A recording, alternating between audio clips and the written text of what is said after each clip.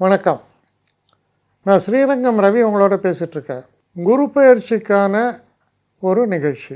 12 ராசிகளுக்கான குரு பயிற்சியை பார்க்கலாம். மிதுன ராசியிலிருந்து கடக ராசிக்குள்ள குரு போகிறதான நாள் 1ஆம் தேதி ஜூன் 2026 வருஷம்.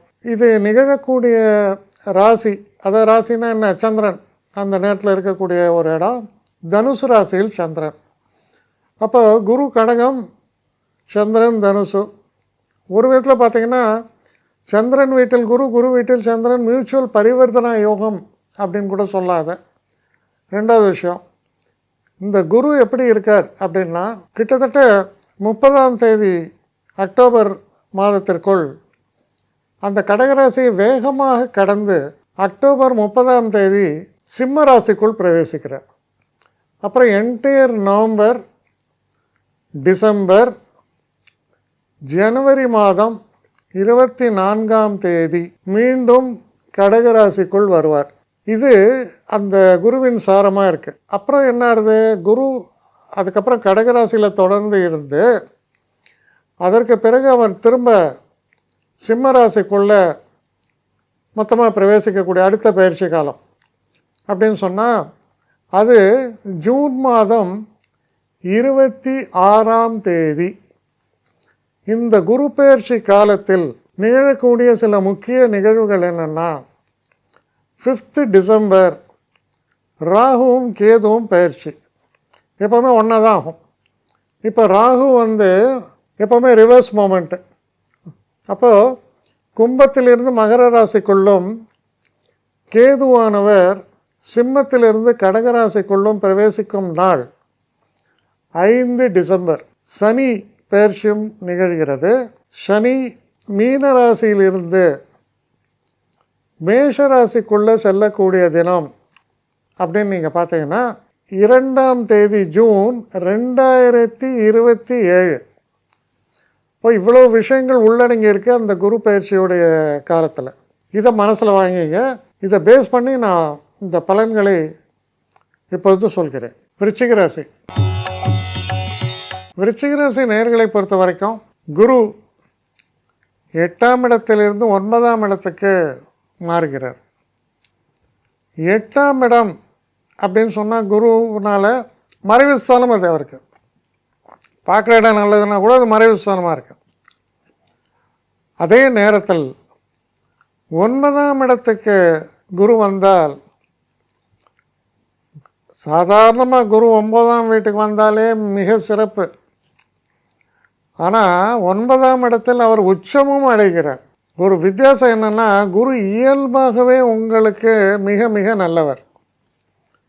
அந்த நல்லவர் பரிபூர்ணமாக உங்களுக்கு நன்மை செய்யக்கூடிய ஒரு இடத்துல, ஒரு ஸ்தானத்தில் போய் உட்காந்தா, போங்கடா பிரைம் மினிஸ்டர்லான்னு கோலியாடி இருக்கோன்னா எப்படி, அந்த மாதிரி ஒரு நிலையை பற்றி காண்பிக்கிறது. உங்களுடைய இன்ஃப்ளூயன்ஸுங்கிறது பிரமாதமாக இருக்கும். சென்ற விடமெல்லாம் சிறப்பு, எடுத்த காரியங்களிலெல்லாம் வெற்றி அப்படின்லாம் சொல்கிறோம் இல்லையா, அது போன்ற தன்மையை சொல்கிறது. சில பேருக்கு மிகப்பெரிய பாக்கியம், அவங்களுக்குள்ள ஒரு பெரிய ஆஸ்பிரேஷன் இருக்கும். உலகத்தில் மூலை முடுக்கெல்லாம் போய் பார்க்கணும், பல இடங்களில் நான் ட்ராவல் பண்ணோம். இந்த நேரத்தில் அதுக்கான வாய்ப்புகள்லாம் கிட்டும். சரி, நான் வேலை பார்க்குறதுக்கு வெளிநாட்டில் போய் என்னோடய வேலை செட்டில் ஆகணும். எஸ், திருமண பாக்கியம் நிச்சயமாக நல்லா நடக்கும். அதில் எனக்கு வெளிநாட்டில் போய் செட்டில் ஆகிற மாதிரி எனக்கு மாப்பிள்ளை வேணும், நடக்கும். இல்லை நம்ம ஊரில் நிம்மதியாக ஒரு வாழ்க்கை, அதுவும் நடக்கும்.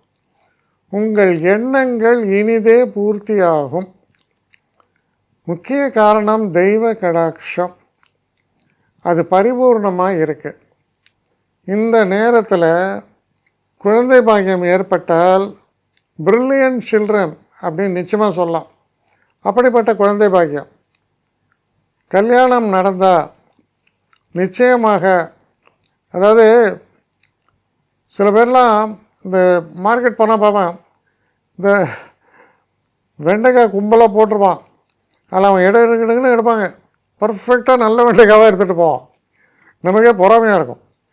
அந்த மாதிரி திருமண பாக்கியத்துக்காக இந்த விருச்சிக ராசிக்காரர்களுக்கு இப்போ அந்த விஷயத்தில் ஈடுபடும் போது பெஸ்ட்டு ஆப்ஷன் தான் உங்களுக்கு கிடைக்கும்.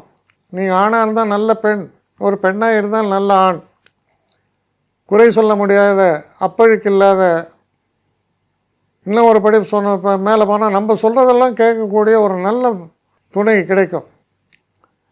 அவ்வளவு தூரம், அதாவது பெரிய தடைகளே இல்லை அப்படின்னு ஒரு ஸ்டேஜ் இருந்தால் அது எப்படியோ அதுபோல் உங்களுக்கு நீங்கள் பண்ணக்கூடிய காரியங்கள் அவ்வளோ இனிதே நடக்கும், சுலபமாக நடக்கும். 5ஆம் இடத்தில் இருக்கக்கூடிய சனியை குரு பார்ப்பதால் மனசு மைண்டெல்லாம் சுறுசுறுப்பாகும். சுறுசுறுப்பாகிறதோடு மட்டும் இல்லை, ஒரு நிதானம். சுறுசுறுப்பு ஆனால் நிதானம், இரண்டும் உண்டு. ஹேஸ்டி டிசிஷன்ஸ்லாம் எடுக்க மாட்டீங்க. தேவையில்லாத பேச்சுக்கள்லாம் இருக்காது, குறைஞ்சிடும். உங்களுடைய ராசியை பார்ப்பதால் ஹெல்த் சிஸ்டம் நல்லா இம்ப்ரூவ் ஆகும். அதோடு மட்டும் இல்லாமல் விருச்சிகம் என்றாலே பெண்களை பொறுத்த வரைக்கும் குறிப்பாக சொல்லப்போனால் இந்த யூட்ரஸு, கிட்னிஸு இதெல்லாம் சொல்லுவோம். இந்த யூட்ரஸு, கிட்னிஸு இந்த மாதிரி பிரச்சனைகள்லாம் நமக்கு கொஞ்சம் பயம்தான். ஆனால் இந்த குரு பார்வையால் அதெல்லாம் நிவர்த்தி ஆகுது. அதுக்கப்புறம் குரு பார்க்கும் இடம் 3ஆம் வீடு. 3ஆம் வீட்டை குரு பார்த்தால் என்ன, மனசில் ஒரு தைரியம், கிளாரிட்டி. ஃபஸ்ட்டு நான் என்ன செய்ய போகிறேன், இந்த காரியத்தை சாதிக்க நான் என்ன செய்ய வேண்டும், யாரை பார்க்க வேண்டும், இப்படி.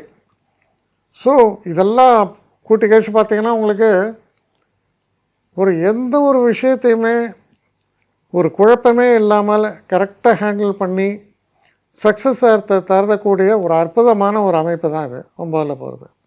நிச்சயமாக இது ஒரு பெரிய ரிலீஃப். ஏன்னா விருச்சிக ராசிக்காரங்க எப்போவுமே குட்டை குழப்பின்னு இருப்பீங்க. இந்த குட்டை குழப்பம்லாம் நின்று போயிடும். இப்போ ரொம்ப தெளிந்த நீரோடையாக அது மின்னும். அது போல் ஒரு தன்மையை பற்றி பேசுகிறார். இந்த குரு 9ஆம் இடத்திலிருந்து 10ஆம் வீட்டுக்கு போகிறார் ஒரு 3 மாதம். அதாவது கரெக்டாக சொன்னால் என்டையர் நவம்பர், என்டையர் டிசம்பர், ஜனவரி 23ஆம் தேதி வரை. இந்த ஒரு காலகட்டம் பெரிய முன்னேற்றம்னு சொல்ல முடியாது. நிறைய இருக்கிறது நல்லபடியாக நடக்கும், கண்டினியூ ஆகும். ஏன்னா அது 10ஆம் வீடாக வருவதால். ஆனால் தொழிலில் மட்டும் நல்ல பெயர் கிடைக்கக்கூடிய காலம் இது. டிசம்பர் மாதம் பார்த்திங்கன்னா ராகு கேது பயிற்சி வருது. அப்போ ராகு எங்கே போனார், 3ஆம் வீட்டுக்கு போகிறார் ராகு. அதை குரு பார்த்தார்.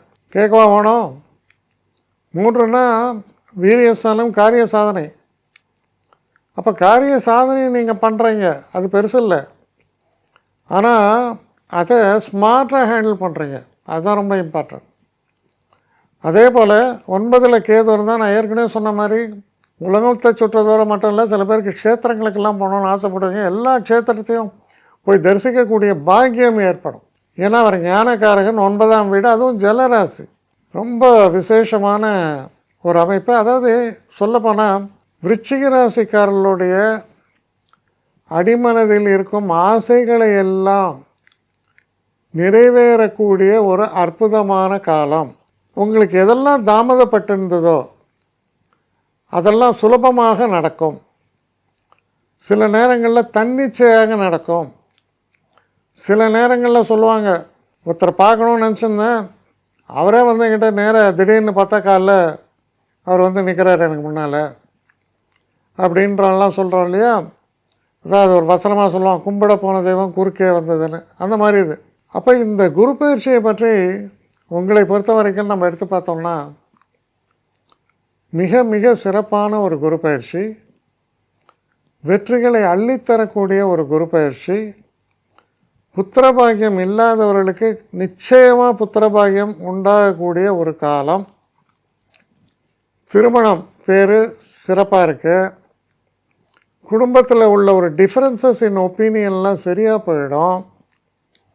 சில நேரங்களில் கணவன் மனைவிக்குள்ளே நிறைய பிரச்சனைகள், இப்போ ஒரு அண்டர்ஸ்டாண்டிங் வந்து ஒருத்தர் மேலே ஒருத்தர் ஒரு அன்போடு இருக்கக்கூடிய ஒரு தன்மையும் இது ஏற்படுத்துது. அதனால் இந்த குரு பயிற்சியை பொறுத்த வரைக்கும் உங்களுக்கு கிடைத்த ஒரு மிகப்பெரிய வரம் அப்படி தான் சொல்ல முடியும். அற்புதமான ஒரு குரு பயிற்சி உங்களுது. என்னை காண்டாக்ட் பண்ணணுன்னு நினைக்கிறவங்க ஸ்ரீரங்கம் ரவி 1 gmail.comன்ற ஒரு முகவரிக்கு உங்களுடைய இதை அனுப்புங்க. கட்டணம் உண்டு, அதோடைய விவரங்களை நான் உங்களுக்கு அனுப்புகிறேன். ஆனால் நான் இன்றைக்கி மேல் அம்சம் இன்னும் பதில் வரலையே அப்படின்னு வருத்தப்படாதீங்க. ஏன்னா எனக்கு கொஞ்சம் பெண்டிங்கில் இருக்குது. ஒரு நாளைக்கு எவ்வளோ பேரை நான் பார்க்க முடியும்? 3 பேர் 4 பேர் மேலே என்னாலையும் பார்க்க முடியாது. ஆனால் நிறைய பேர் ஆசைப்பட்றாங்க. ஆனால் கண்டிப்பாக நான் எல்லாருக்கும் ரிப்ளை பண்ணுவேன். சில நேரங்களில் 3 to 4 வீக்ஸ் ஆகும் என்னுடைய ரிப்ளை வரத்துக்கு. ஆனால் வரும். ஏன்னா நான் எல்லோரும் ஒரே நேரத்தில் ஒரு நாளைக்கு 10 பேர் பார்க்கணுன்னா முடியாது. ஸோ அதை கன்சிடர் பண்ணுங்கள். நான் நிச்சயமாக ரெஸ்பாண்ட் பண்ணுவேன். இதில் இந்த கல்யாண பொருத்தங்கள் போன்ற விஷயங்களுக்கு ஓரளவுக்கு அவசரமாக பார்க்கணுன்னு நினச்சா அதுக்கு ஓரளவுக்கு ப்ரையாரிட்டியும் தரேன். அதனால் கொஞ்சம் பொறுமை காக்க வேண்டும். கொஞ்சம் டிலே ஆகிறதுக்காக என்னை மன்னிக்கணும். ஆனால் ஐ மீன் ஹெல்ப்லெஸ் சுச்சுவேஷன். அதனால தான் நிச்சயமாக ஐ வில் ரிப்ளை யூ.